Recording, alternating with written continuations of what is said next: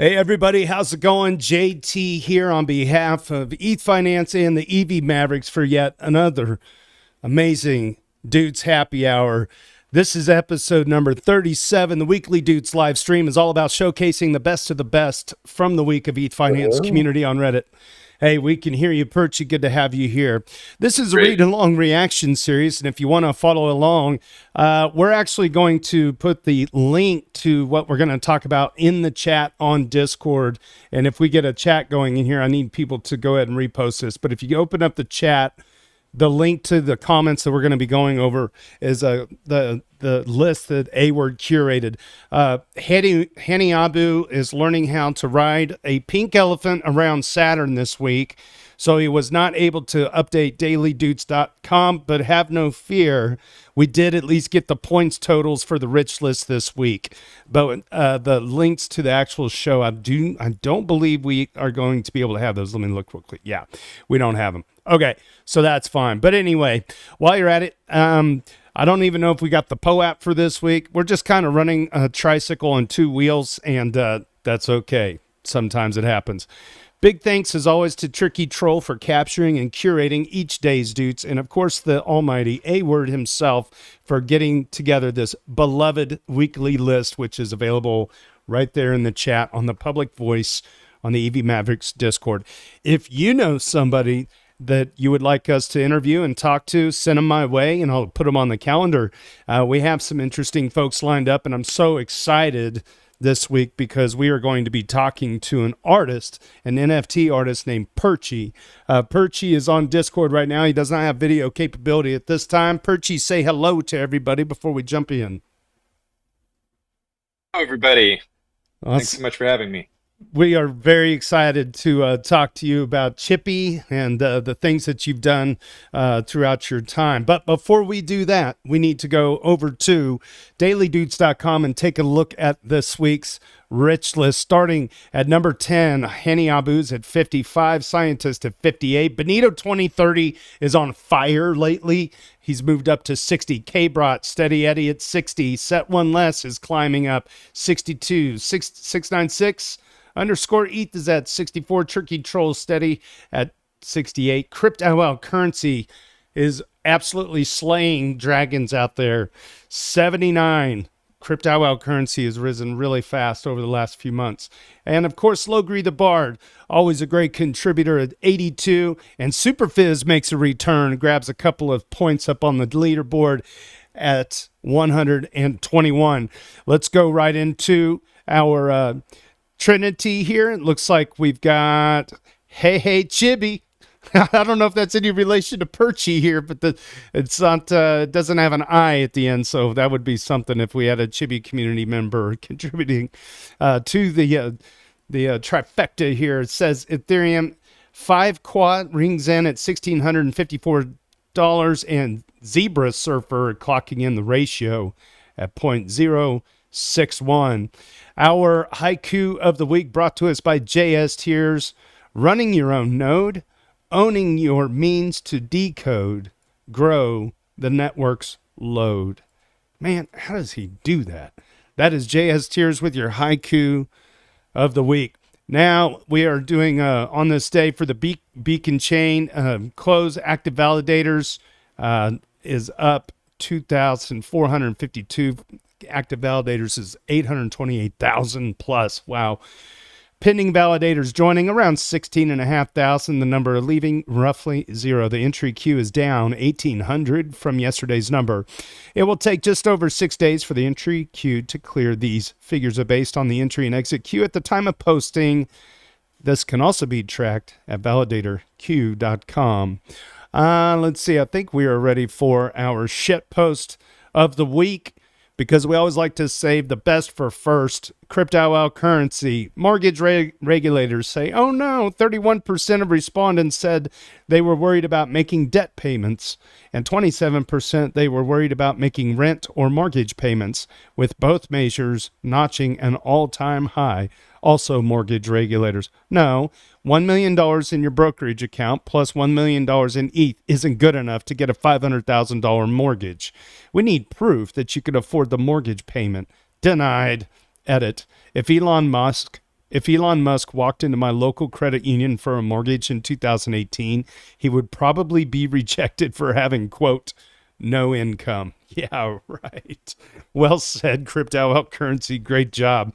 All right, very good. This is going to lead us to our conversation today with Perchy. Perchy, welcome to the EVMavericks Doots live stream. So glad that we could get to know you a little bit more. Just as a personal note, it was a real joy meeting you and a lot of your team. Well, I say team, but there was just this community, and I want you to tell us about it. But before we get to the community, who are you as an artist? Where did you get the inspiration for the Chippi style? Do you have other previous works? Any nuance to your history that you'd like to share with the Mavericks? We'd love to hear your story. All right, hey, yeah, GM, thanks for having me. JT, I'm glad we were able to get together and have this conversation. Am I coming through all right? Yep, we can hear you loud and clear. Excellent. Yeah, so I creating NFTs about 2.5 years ago through Bankless DAO, and that's sort of when I started my crypto related comics and illustrations that the Chippi cartoons and the Chippi PFP characters that I am known for now. And before that, I wasn't really I wouldn't have considered myself an artist before that, but I would keep a kind of a journal with some sketches, and that's sort of how I came up with the Chippi character. That it was kind of my default character, I guess, that I would do for whatever kind of comic it was. They weren't crypto comics at the time, just like kind of whatever came to my head, observational comics, I guess you'd call them. Um, and so yeah, I've shared quite a few of those like early drawings inside of the Chippi Discord, and a few of them I share on Twitter every now and then. But yeah, so I guess I've been interested in comics and interested in art for most of my life, but only really in these last couple of years have I started doing it every day, and kind of turning it into my career. So I had loosely gotten the story from a fellow Maverick, the A word, who actually helped me do the barbecue in Austin, and his take on your project, which really was interesting, and I would love to hear the story from you, is that there's only 500 items, and if I'm not mistaken, most of those were commissioned by the people who actually purchased them using attributes that they wanted you to include. Is that correct, or is that incorrect? Yeah, that's correct.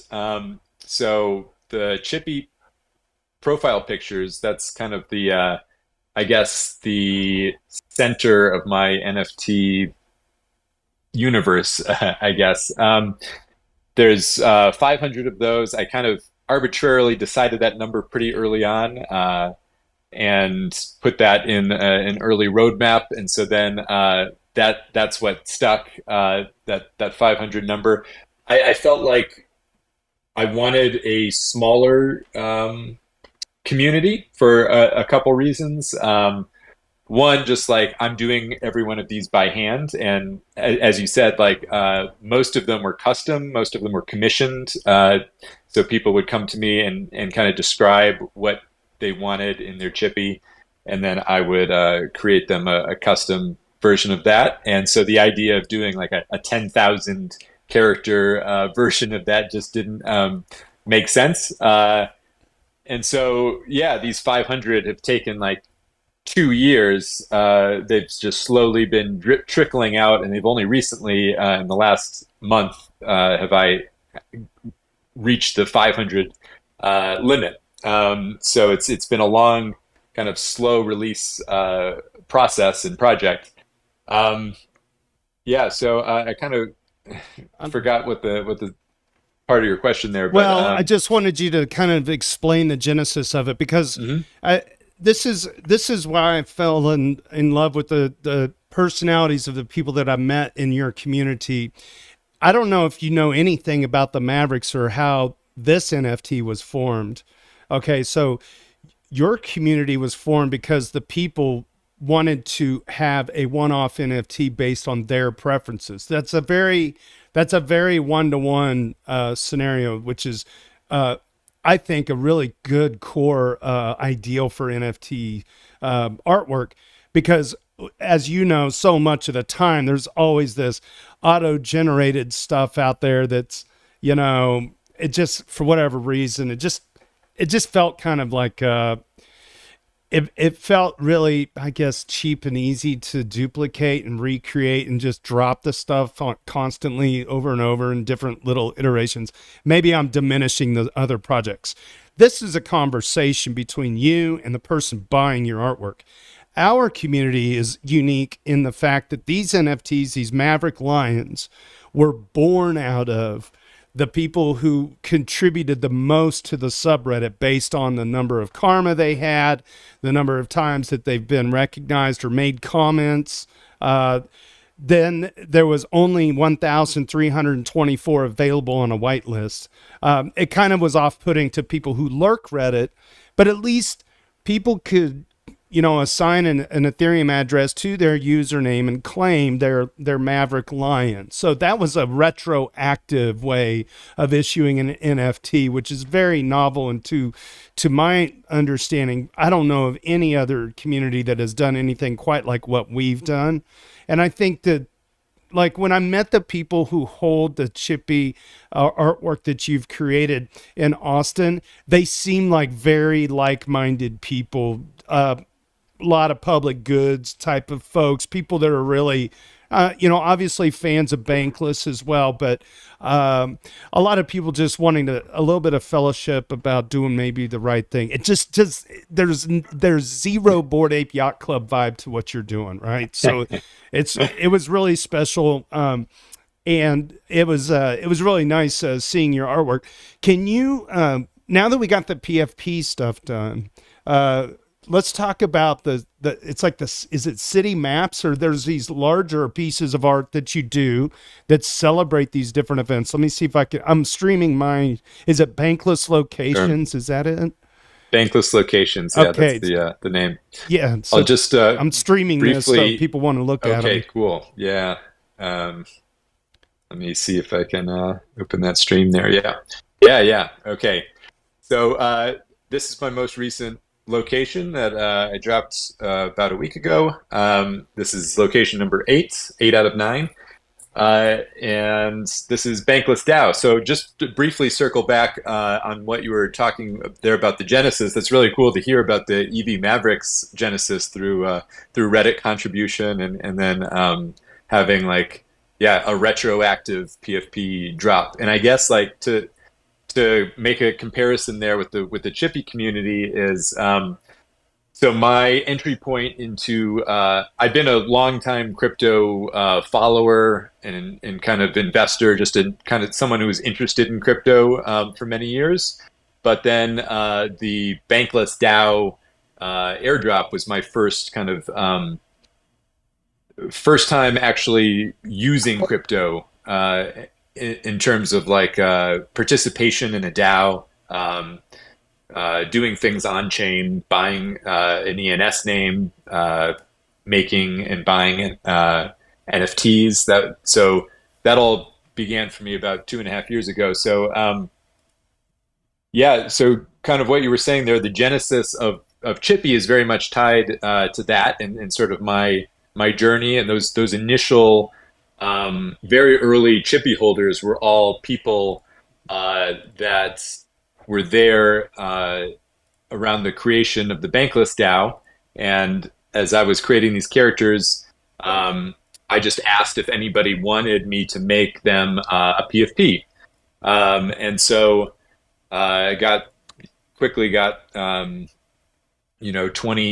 or so people that were interested. And so I drew them characters and through that kind of learned the process of making NFTs.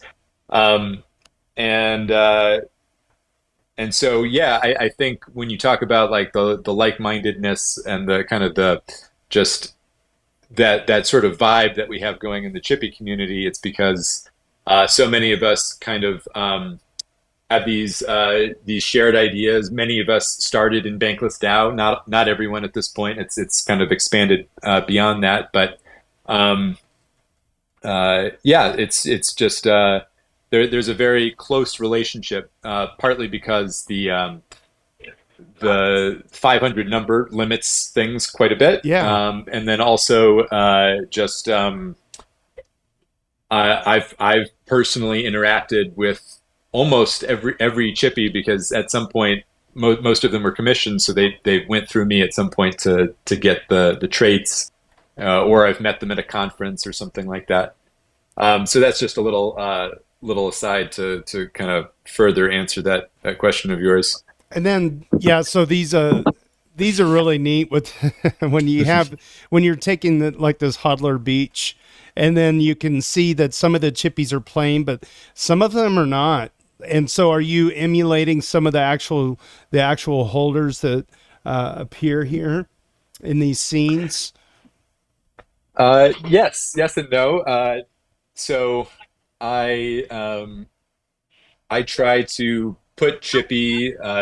So I guess just to explain a little bit what's going on with these locations.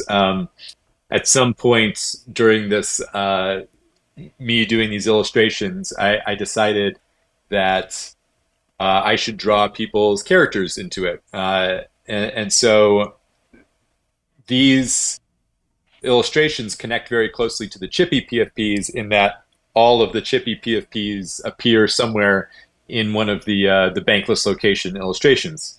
Mm. So I think in this one, there's about 90 to 100 PFPs that people actually own, sort of like a Where's Wally situation here. So yeah, maybe yeah, I think about 100. This is the one that has the most, Hodler Beach. Um, and so if you can look at your Chippy traits, and on the Chippy traits, it'll tell you which location your Chippy appears in. Oh wow. And then you can go find the location, kind of try to search for your Chippy hidden somewhere in there.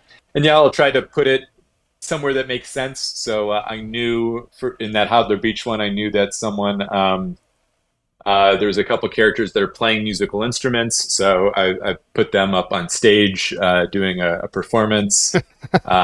Chippy with surfboards, I knew like, oh, they're going to go in the beach scene. They're going to be riding the waves or over there. But a lot of them will just be put. I don't want to say randomly because I just kind of put them in a way that kind of aesthetically pleasing to me. But yeah, I wouldn't say all of them have that level of like pre-planning or thought. Some of it is just like they're there in the scene somewhere. It would have been neat to do the backyard of the Bankless Dow Airbnb in Austin. Okay, I don't know if Oh this is yeah. a thing. What if you had one of your little like hold on a second. What if you had one of these like IYK like tap things to redeem, so your Chippy holders could redeem a POAP for going to the barbecue, Ooh. and then recreate the barbecue scene in the backyard with all the people in the pool, and you got me running around the grills and like all this shit that went on. There was a poker game one night, But anyway, Yeah. so you could draw that, and then the Chippies that were actually there, you could like put their PFP in that scene. I don't know. Yeah, yeah. Some Or ideas. just make it just like a permissionless in general one. Like if you run into me at any time during permissionless and scan Yeah. that thing, I'll get you drawn into the big permissionless Yeah. illustration at some point. Yeah. That that That would be pretty cool. well, so Salt Lake City, I heard next October.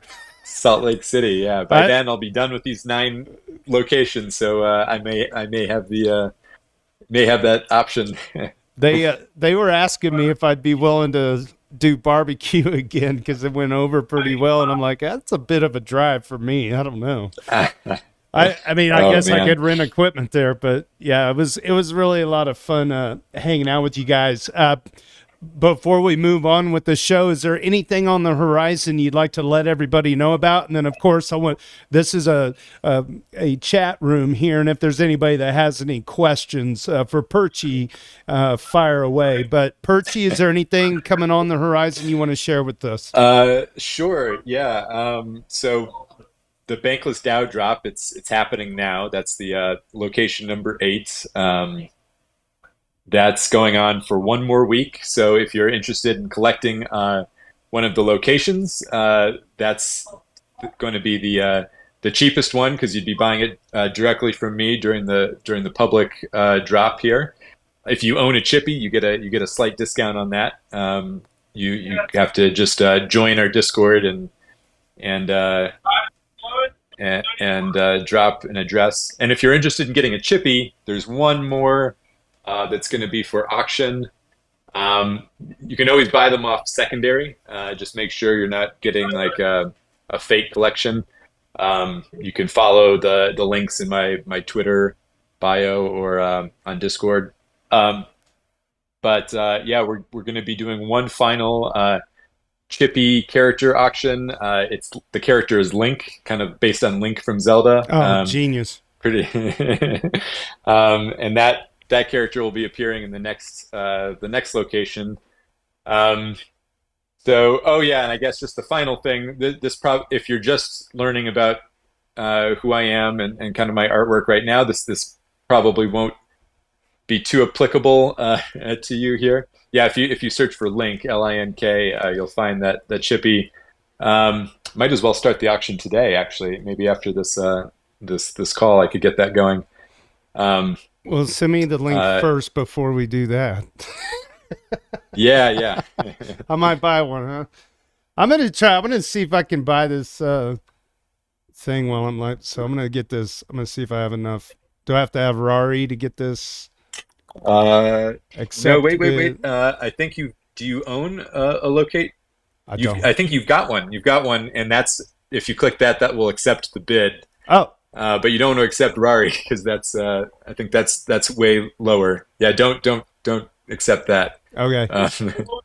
How did you get? It looks like you have one in your wallet because they're off. Let's see. I'm new to this site. Yeah. Get Let's to see. my profile. Oh, it says put on sale, so I already own this. You own it. Yeah, you own it. Well, son of a gun. Thanks very much. I got for excited. collecting that. I got excited as soon as I got home. I'm like, yeah, I was kind of peeping out the collection on OpenSea also. And I'm not here's the deal. I don't even really consider myself like an NFT collector, but I like stuff like this. I like this because it's special and it's a lot more of an intimate relationship between the person that buys and the one that's creating, such as yourself. Case in point, I love Logic Bots. Logic Beach is a wonderful artist, and the way he put his Logic Bots together just resonated with me. So, and then other than that, of course, the EVMavericks. Yeah. Well, thanks so much for saying that. That really makes my day. Yeah, I put a lot of time. This has been my main thing for the last 2.5 years. I've been working on this every day, so I really love to hear that. Thank you. 100%. Is there anybody in the audience that wants to ask a question? It is middle of the day. A lot of people are at work, so they're just listening in because they don't want to get on the microphone and their boss hear them say, "I love your NFT blockchain crypto stuff." They'll be like, "Wait a second, did you just say Bitcoin?" You're out of here, buddy. You're out. All right. Yeah. Well, so here's the run of the show, and I don't know that if you've ever tuned in or seen this before, watched any of the previous episodes. This show is all about showcasing the best of the best comments from the last week in Ethfinance, which is our Reddit community. We have a daily thread every day, and we have one person that puts together like a top 10 of each day's comments. I mean, it's all subjective. And then we have another person that puts together our weekly list, and that's what we're getting ready to get started. And because you're our esteemed guest, a celebrity of sorts, you get to hang out if you want to and help be a color commentator while I read Reddit so you don't have to. That So sounds great. you want to Yeah, hang I'm out in. with us? We'd love to have you. Absolutely. Okay, so let's get into this. So we're going to move on to our first doot of the week, which comes to us by way of one of my favorite usernames on the planet. Rooftop Porta Potty shares the big news of a big crypto data breach. Let's get into this. An excerpt from the Crypto Tax Calculator Customer Data Breach Update. Quote, our investigation confirmed there was unauthorized access into CTC's system. General information was exposed, such as user IDs, email addresses, password hashes, and in some instances, chat logs, public blockchain wallet addresses, and cryptocurrency exchange names. Some internal administrative CTC information was also exposed. They go on and on about what wasn't breached and the way they just shook off any responsibility, in part by passing the blame off to a third-party provider, is quite distasteful. CTC then warns of the possibility of increased phishing attacks and recommend some basic tips, such as change your password. That's right. No forced password change after password hashes. The algorithm is completely omitted. Might just be MD5 LMAO. I don't know what that means. That is smart guy speak. Are exposed. Interesting choice. Honestly, as a victim of this shit, F you, Crypto Tax Calculator.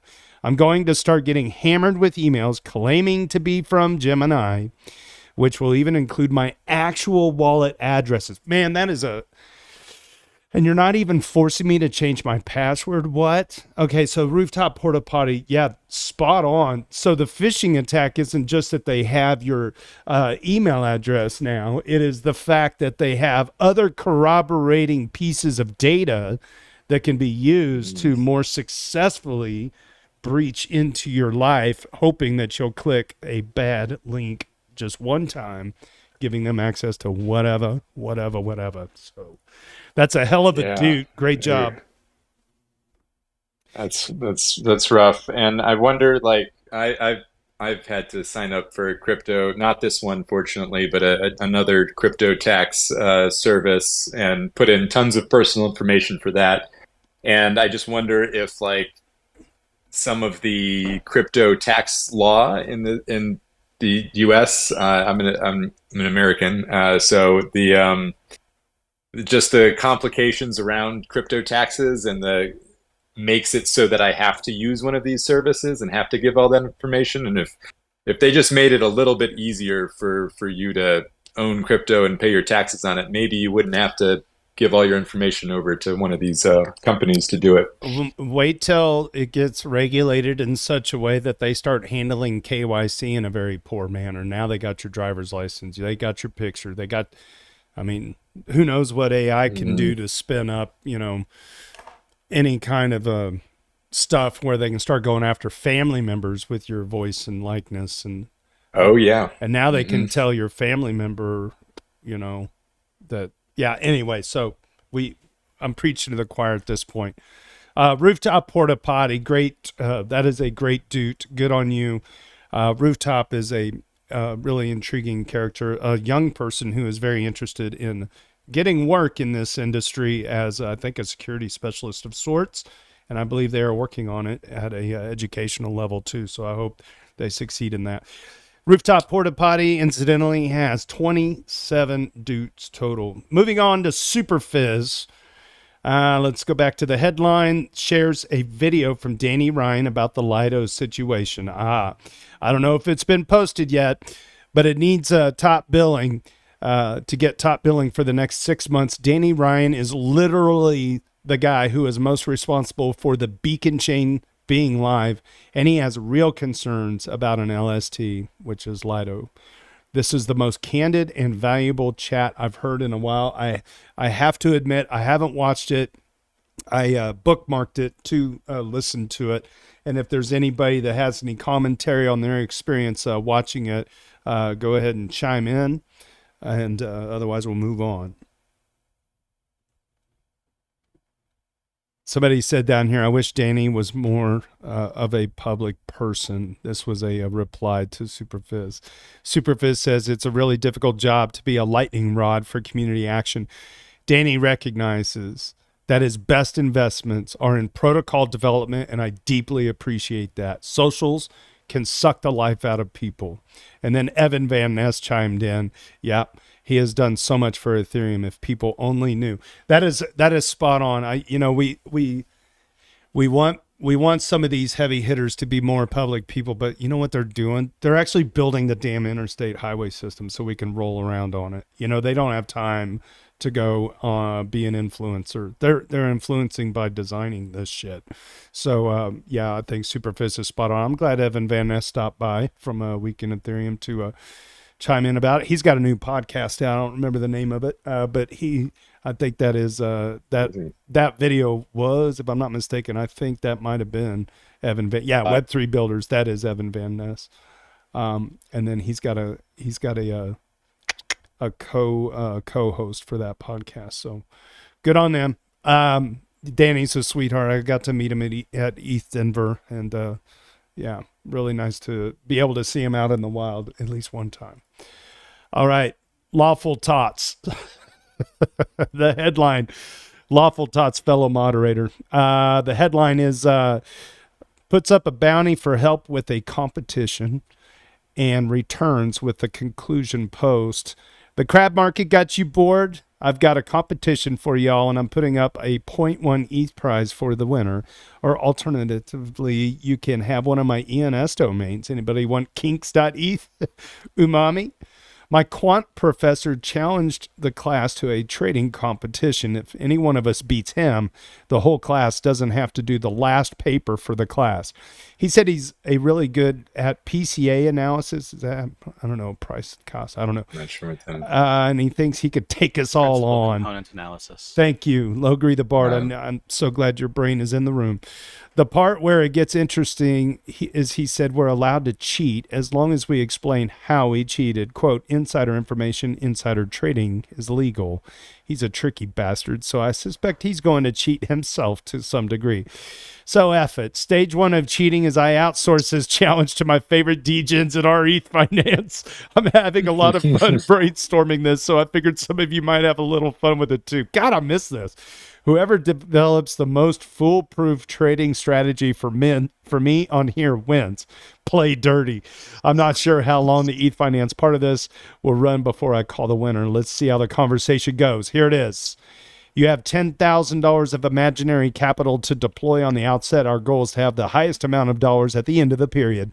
Just for a ballpark estimate, it's not outrageous to think he will come back with like a 10x profit based on some comments he has dropped. You must submit a trading strategy algorithm that cannot be modified after the trading period begins. The trading window will be a few weeks long.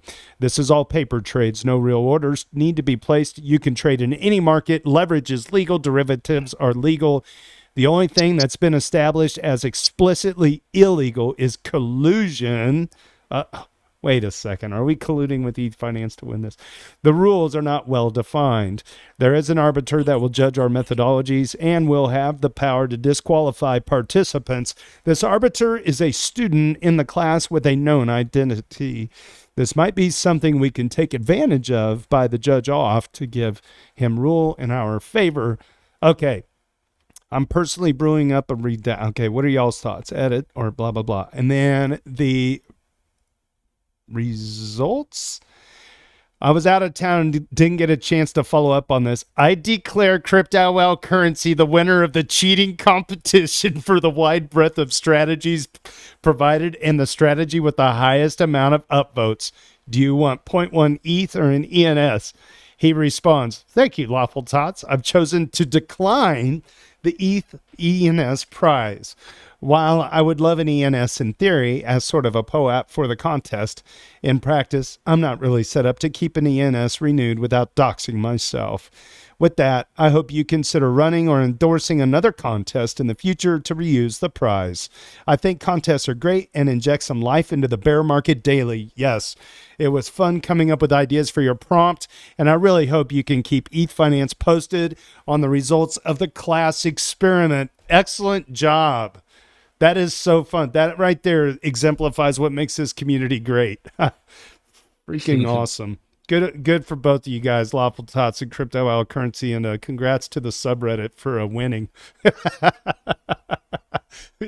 that was a nice play. It's like a ask the audience, right? You know, good for you. What's your favorite cheat, JT?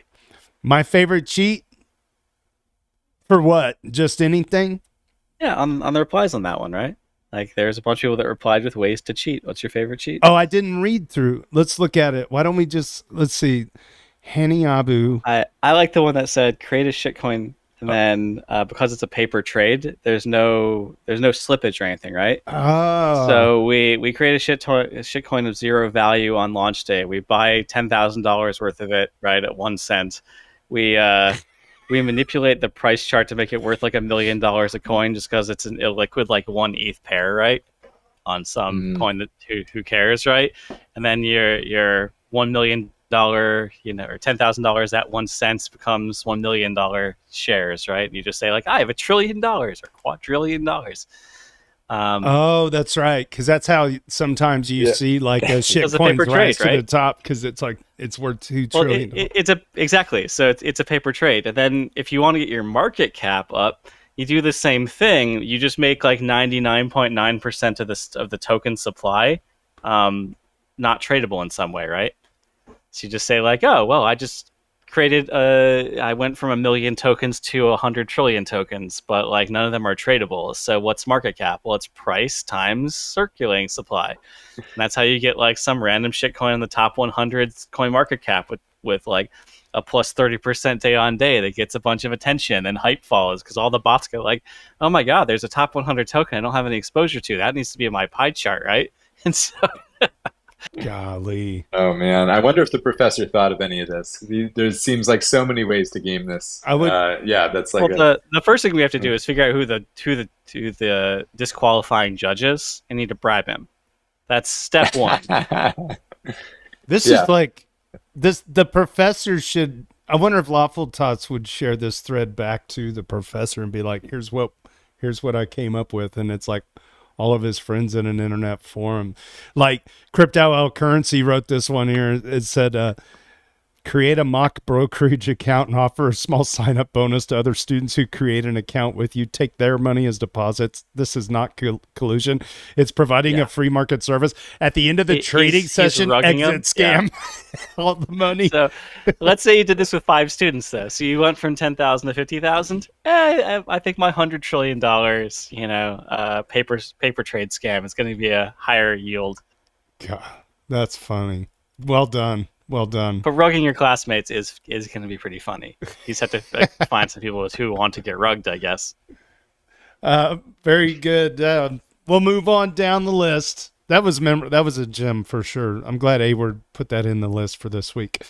Papazio shares the frustrations of complying with AML rules when buying a house with funds attained from crypto investments. Yes, I remember this. We just got the keys. Some of y'all may recall my prior complaints about buying a house in the UK using proceeds from crypto for the deposit. Our experience didn't get any better after those complaints, but we do now finally own the property we wanted, and it is as great as we had hoped. Without getting into too much info or doxing risks, the process for AML for funds used in property purchases is utterly farcical. Farcical? Did I say that right? I think so. Here is some of my biggest bugbears and what we did about it. Number one, most mortgage brokers couldn't handle crypto applications because it's, quote, outside our risk and compliance capabilities. We eventually got referred to a firm that could help, but they could only source one lender who would offer a mortgage despite stable, healthy incomes. Number two, solicitors don't know jack and can't guide you on proof of funds. Our solicitors claimed they had experience with crypto funds, so we sent them all the evidence of our centralized exchange activities and any related on-chain activity to show where our funds come from. Nope, not good enough. We asked for guidance, and all they said was that they needed to see evidence of the money or wealth being earned initially and then invested, and then withdrawn and stored. Fine. So we asked for a pro forma or a document they'd like us to complete. No such thing. So we made our own. It demonstrated a chain of events between earning money as long as 10 years ago that was then invested into crypto and subsequently withdrawn over the last 4 years into various savings account. Our case had to go to senior partners for approval, and their response was, wow, I wish all our clients would evidence their funds like this. God damn, this sounds painful. Number 3, all the money could easily be laundered because the AML processes are BS. We put together plausible and mostly true stories for the on and off ramp activities, but ignored all the degen shenanigans in between, because that would have simply blown our solicitors' minds. The most complex thing we included were airdrops, and even these needed lengthy explanations, so we evidenced our source funds. Great. What's to stop us from those funds and using other funds to purchase the house? Nothing. After all of the above, which included lengthy fights with numerous financial institutions for very old account statements and documents, there is nothing to prevent money laundering when the actual funds are used. Anyhow, I'm off for a joyful day of DIY on my own land for the future of our little lives. And I have a great day, you Moloch bashing, Lindy farming, exponentially loving bunch of Ethereans. And that is Papazio. Papazio has 21 Doots, and congrats on the home purchase. I can't say that I am very thrilled about your experience of trying to demonstrate where your money came from. That is just painful. Yeah, that sounds really painful. That kind of reminds me a little bit of some of my own experiences with Coinbase KYC. I've been getting like an email once every month from them asking for the same information over and over. Like I don't know if it's like a new person or something gets flagged in their system, but I live abroad, and so they keep on asking me where my money came from initially and where, why I lived where I do, and all of these like very like personal kind of invasive questions. I know it's not Coinbase's fault. I know Coinbase is just following the regulations that have been set out for them for KYC, but still like I have never been KYC'd this hard at any bank I've ever used before. It's only in crypto that I feel like you're held up to this extra level of scrutiny. And yeah, like the person here, like Papuzio says, like even after all that scrutiny, like, you still could like get around it quite easily if you were intending to do bad stuff and you just like, you just were intent on doing it. So it's all silly. The intentions of doing it are not really giving them results that are going to help them. Because there's, like you said, there's so much degen shit in the middle that it's security theater, like so many things in the laws are, right? So it's simultaneously ineffective at actually achieving security and extremely inconveniencing for those that have no ill will. Bingo.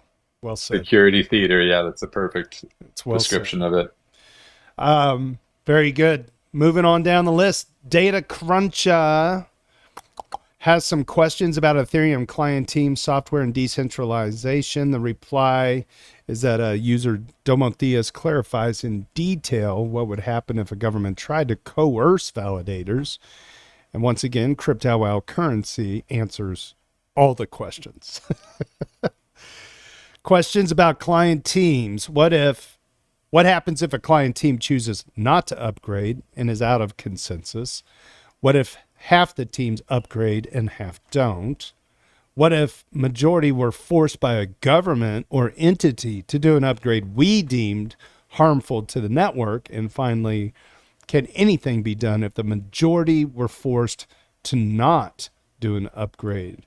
Those are questions by Data Cruncha. Domotheus replies. Number 3 is related to the one phone call to Lido, Coinbase, or Binance, FUD, or even stupider, hold Vitalik at gunpoint, laugh out loud, that we get a lot from Bitcoiners. In practice, it's an impossible feat to accomplish. Just look at how complicated it is to coordinate a non-contentious hard fork.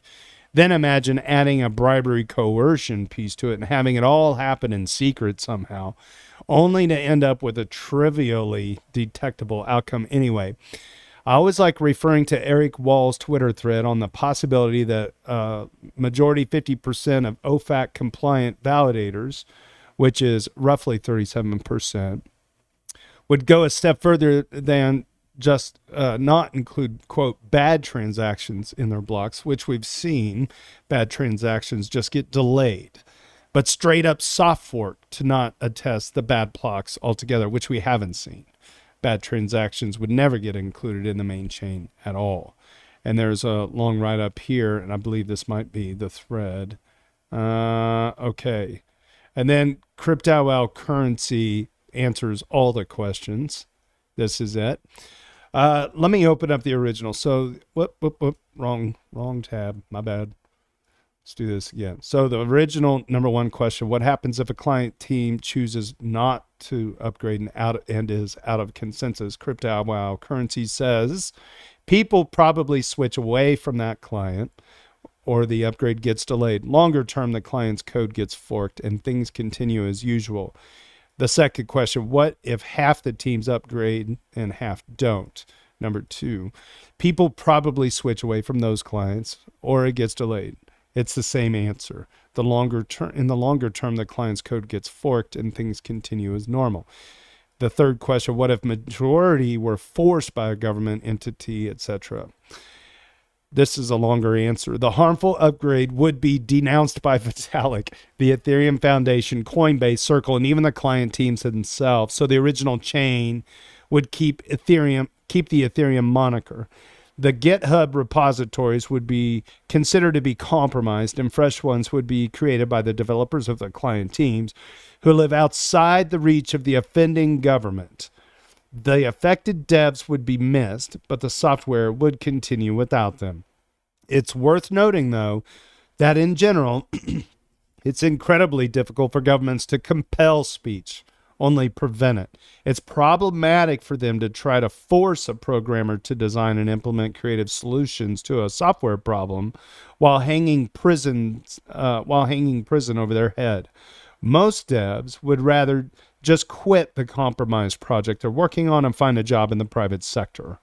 And all but the most corrupt government would have no legal ability to force them to stay at their current job. Though, also unlikely, it's much more likely that they would be bribed by a government, in my opinion. And finally, question 4, can anything be done if the majority were forced to not do an upgrade? Crypto Currency's answer: the majority of client teams, again, the GitHub repos would likely be considered compromised, in this case defunct, instead of actively attacked. Same solution, though: create fresh repos. Then devs outside the offending government's reach keep chugging along. Just keep chugging, just keep chugging. That was actually an Ethfinance guy that made that song.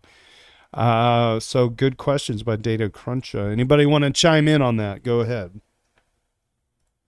I mean, the Bitcoin Cash fork, not quite an attack or a malicious like government action like was going on here, but many, I guess, inside the Bitcoin community considered it sort of a somewhat of an attack. But very quickly, like, it was clear Bitcoin retained the Bitcoin moniker, and Bitcoin Cash is Bitcoin Cash, and it was clear quite early on, like which one the community had decided is the legitimate fork and which one was not the real Bitcoin in the majority's view. So I imagine something similar would happen. Interesting. Yeah, that's a good comparison.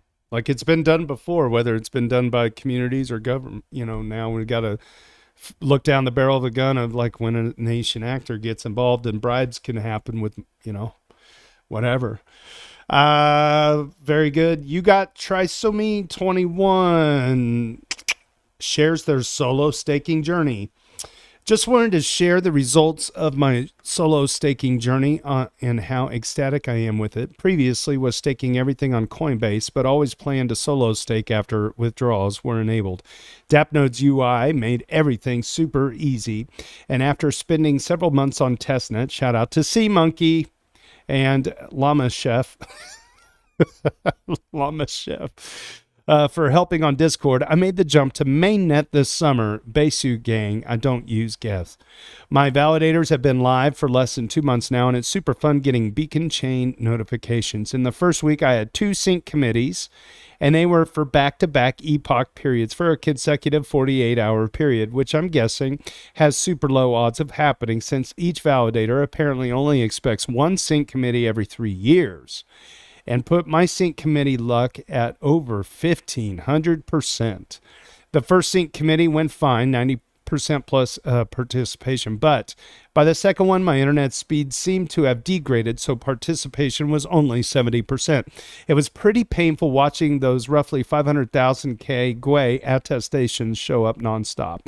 Recently got a third sync committee selection and went fine. It seems sync committees are average about an extra 0.15 ETH in rewards when you're selected. In terms of block proposals, I was kind of disappointed since all of mine had super tiny rewards, like $15 to $50 on average. But I guess it was expected since gas has also been super low. That was until recently I hit a single-digit ETH MEV block reward, exclamation point. It blew my mind that I could get a reward that big, and I had to triple check everything to make sure it actually happened. That's like the reverse of getting hacked.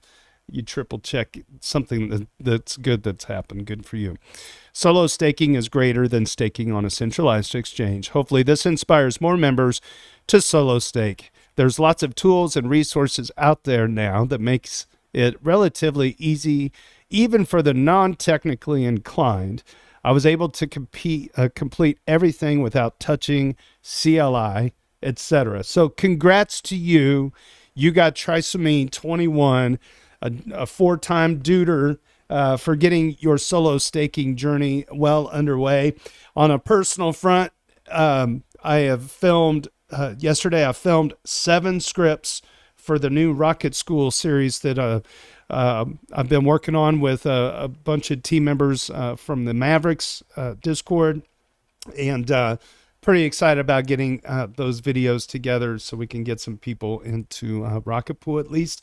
I think it's a nice bridge there for people to stake that want to learn how to do it, and hopefully the videos make that come to reality for the people that watch them.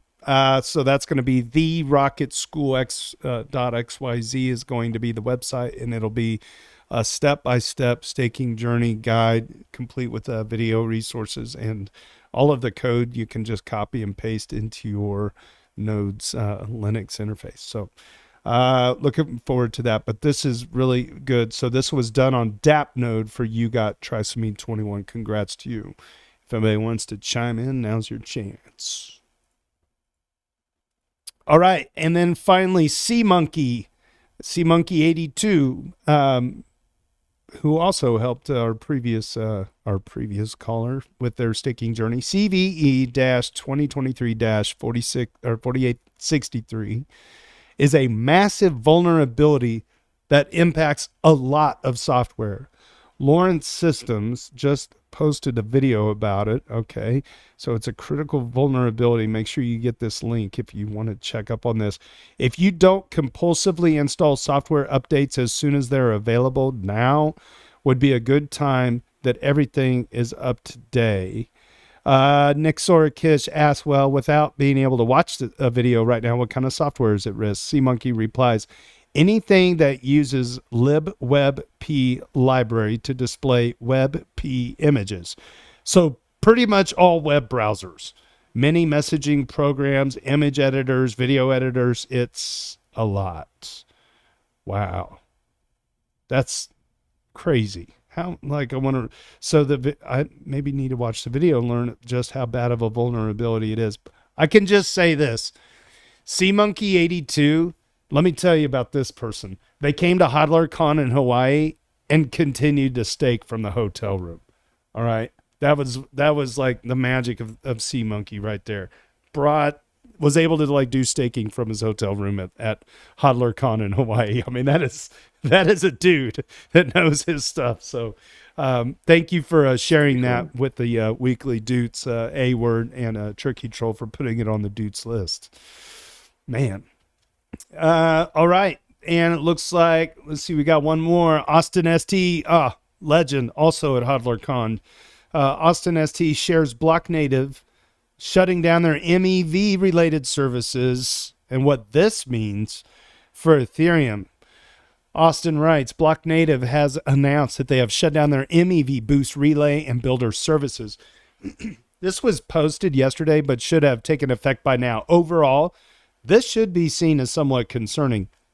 Block Native built one of the few alternative relay implementations. Most run Flashbot's MEV Boost Relay code. Losing that is kind of like losing one of our CL clients, a blow to the resilience of the protocol as a whole. Block Native has also been active in MEV Boost community calls and has contributed to practical development and research. I'm also keeping an eye on potential consolidation of the relay space. Astus, Agnostic, and Ultrasound launched last year.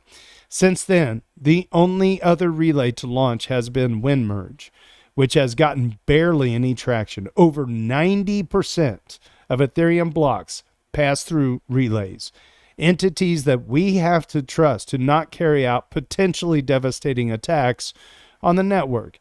It's healthier to have a block production distributed over a large number of relays as long as they can all be trusted. Validators. For now, Block Native has said that they will return a 503 on get header calls. That means that if you have the Block Native relay in your MEV Boost configuration, you don't have to change anything and will feel no negative effect. At some point, if they turn off their services altogether, it may be that the calls could time out instead. There's a very small chance that your MEV Boost client, in waiting for a response that will never arrive, will delay block production enough to cause a missed slot. This should be exceedingly rare. So, at some point, if you have Block Native in your config, you should take it out. It's no huge rush, but don't leave it in there indefinitely. And that is by way of Austin ST, 31-time duder. Thank you for sharing that. If anybody has any comments on that, and I see Austin in the audience, if you have anything you'd like to add to that, feel free to chime in. All right. Well, this brings us down to the final minutes of our show. Once again, you can check out Perchy and his work in the Chippi NFT community. Perchy has been so awesome having you here. ChippyNFT.xyz. Make sure you follow Perchy on Twitter at The Future is DAO1. All right. The Future is DAO1. And if you go to the EVMavericks Twitter or Ethfinance Twitter or my Twitter, you can find the link to all of their stuff down there. We certainly hope you stop by our daily on Ethfinance, drop any updates, anything you got going on, participate in the community. Perchy, you're a real gem. I could tell, and the community that you have is equally just as cool as you are. No, they're not as cool as you are. You're cooler than they are. But they do seem like such a wonderful bunch. And I didn't know if you had any parting thoughts or anything you'd like to share. They're definitely cooler. Thanks. This has been great. What a lovely way to spend the Friday morning. Really appreciate being here. Absolutely. Stop by the daily on Ethfinance. That's where discussion takes place.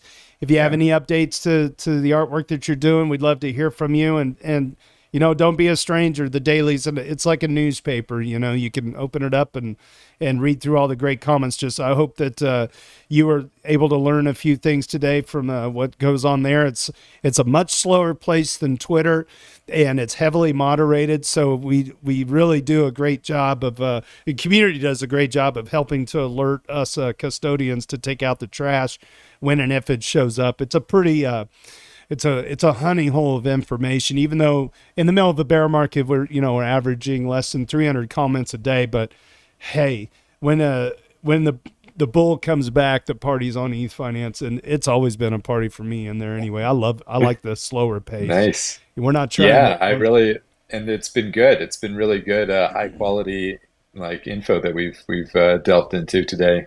Absolutely. Definitely less noise than Twitter. Yeah, much less noise. Great crowd today. Thanks everybody for stopping by.